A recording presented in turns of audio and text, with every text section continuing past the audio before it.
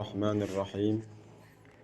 Assalamualaikum warahmatullahi wabarakatuh. Baiklah, pada kesempatan kali ini kita akan melanjutkan kajian kita masih di dalam kitab Aqidatul Awam bagian yang kedua. Qala an-nazim rahimahullahu taala, pengarang kitab Aqidatul Awam berkata, wa ba'du fa'lam bi wujudil ma'rifah min wajibin lillahi 20 sifah.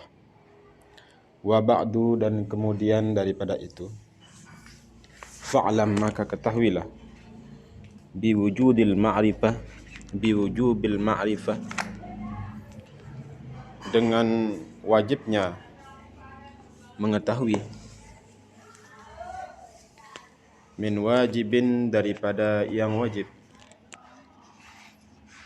lillahi, bagi Allah, 20 sifat, ada 20 sifat. Jadi musannif di sini menjelaskan bahwa wajib kita mengetahui ada 20 sifat bagi Allah Subhanahu wa taala.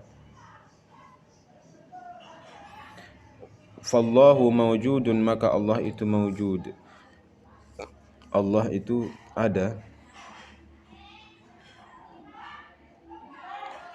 maha ada, qadimun, yang maha dahulu, baqin, yang maha kekal, mukhalifun lil khalqi, yang berbeda dengan makhluk, bil itlaqi, secara mutlak. Maksudnya di sini Allah Subhanahu wa taala itu mawjud, ada. Wajib kita mengetahui bahwa Allah Subhanahu wa taala itu bersifat dengan sifat wajib. Sifat wajib itu yaitu ma la yutasawwaru fil aqli adamu, sesuatu yang tidak bisa digambarkan pada akal tidak adanya, atau bisa kita sebut wajib itu adalah sesuatu yang harus ada, yang wajib ada pada diri Allah Subhanahu wa taala. Itu jumlahnya ada 20 sifat. Sedangkan sifat mustahil itu juga 20 sifat. Apa arti mustahil? Mustahil itu ma la yutasawwaru fil aqli wujuduhu, sesuatu yang tidak bisa digambarkan di dalam akal adanya, atau bahasa sederhananya sesuatu yang tidak mungkin ada, itu mustahil. Sedangkan jaiz itu jaiz pada Allah Subhanahu wa taala itu ma yasihhu fil aqli wujuduhu wa adamuh, sesuatu yang boleh ada, boleh tidak ada, secara akal bisa diterima, itu artinya jaiz. Jadi di dalam kitab ini diawali dengan membahas sifat-sifat yang wajib. Min wajibin lillahi 20 sifah. Fallahu mawjudun qadimun baqi, maka Allah Subhanahu wa taala mawjud, maha ada, mawjud. Allah itu Subhanahu wa taala ada.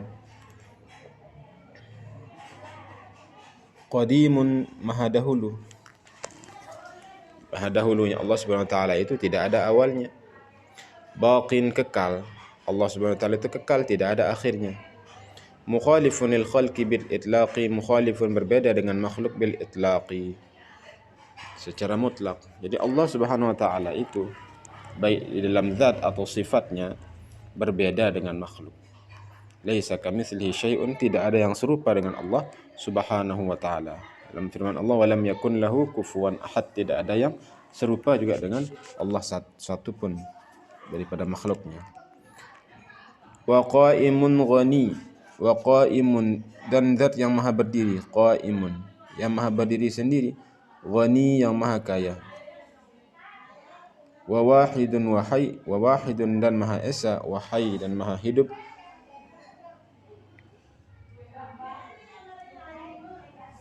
qadir muridun alimun bi kulli syai', qadir artinya maha kuasa, muridun maha berkehendak, alimun maha mengetahui, bi kulli syai', bagi tiap-tiap sesuatu. Jadi Allah Subhanahu wa taala qaimun. Qaimun itu ini adalah sifat Allah Subhanahu wa taala, qiyamuhu bi nafsi, qaimun ghani. Artinya Allah Subhanahu wa taala berdiri sendiri, tidak membutuhkan tempat untuk berpijak. Berbeda dengan kita. Kita ini kan manusia, harus ada tempat kita berpijak baru kita bisa berdiri. Qaimun ghani itu artinya juga tidak butuh kepada yang lain. Kalau kita kan kita butuh kepada sesuatu yang lain yang mengadakan kita. Misalnya kita ada disebabkan karena ada yang mengadakan. ada yang menyebabkan kita ada. Wa wahidun, dan Allah Subhanahu wa taala wahid, satu. Allah itu tidak dua, bahkan tidak tiga, tapi Allah itu satu, baik di dalam zatnya satu. Dalam zatnya yang satu, artinya zatnya Allah Subhanahu wa taala atau dirinya Allah Subhanahu wa taala itu tidak tersusun dari bagian-bagian seperti kita misalnya. Walaupun tubuh kita ini satu, tetapi kita terdiri dari berbagai macam bagian. Sel kita miliaran sel mungkin. Ya. Kita punya kepala, bagian kepala tersusun dari beberapa juzuk. Ada leher kita, ada tangan kita. Zatnya Allah Subhanahu wa taala itu satu, tidak berbilang-bilang, dan zatnya Allah Subhanahu wa taala itu tidak seperti zatnya kita, dirinya kita ini. Wa wahidun juga bermakna daripada tidak ada yang menyaingi Allah Subhanahu wa taala. Allah itu satu, tunggal. Qul huwallahu ahad. Allah itu satu. Tidak ada saingannya, tidak ada Tuhan dua, tidak ada Tuhan tiga. Tuhan itu satu. Kalau ada Tuhan dua atau tiga, berarti Tuhan itu lemah. Oleh sebab itu wajib Tuhan atau Allah SWT itu bersifat dengan sifat wahidun, atau dalam bahasa yang lebih populer yaitu wahdaniyat. Wahayyun, maha hidup. Allah SWT maha hidup, mustahil mati. Qadirun, maha kuasa. Muridun, maha berkehendak. Alimun, maha mengetahui. Bi kulli syai', bagi semua sesuatu. Allah mengetahui semua sesuatu. Tidak ada yang sama di dalam ilmunya Allah Subhanahu wa taala. Sami'unil basiru wal mutakallimu. Sami'un, maha mendengar. Al-basir, maha melihat. Wal mutakallimu, maha berbicara. Maha berbicara atau berfirman.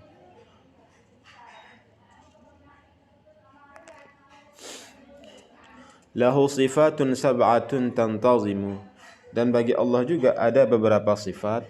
Sab'atun, yang tujuh. Tantazimu bermakna yang tersusun, yang tujuh tersebut.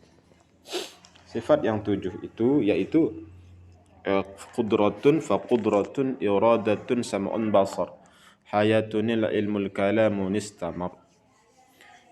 Yang pertama qudrah. Qudrah itu artinya berkuasa.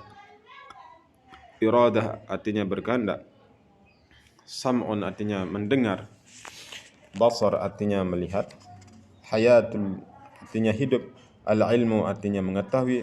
Kalamun istamar, kalam artinya berbicara. Istamar secara terus menerus. Jadi sifat ini, qudrah, iradah, sama', basar, hayat, ilmu, kalam, ini disebut dengan sifat ma'ani. Sifat ma'ani. Karena sifat Allah Subhanahu wa taala terdiri dari, ada disebut dengan sifat nafsiyah, ada disebut dengan sifat salbiyah, ada disebut dengan sifat ma'ani, ada juga yang disebut dengan sifat ma'nawiyah. Mana sifat nafsiyah? Sifat nafsiyah Allah Subhanahu wa taala itu satu, yaitu sifat wujud. Sifat wujud. Itu adalah sifat nafsiyah. Apa itu sifat nafsiyah? Sifat nafsiyah yaitu sifat yang tidak masuk akal bila zat ada tanpanya. Tidak masuk akal jika ada zat tanpa tanpanya. Itu hanya ada satu, yaitu sifat wujud.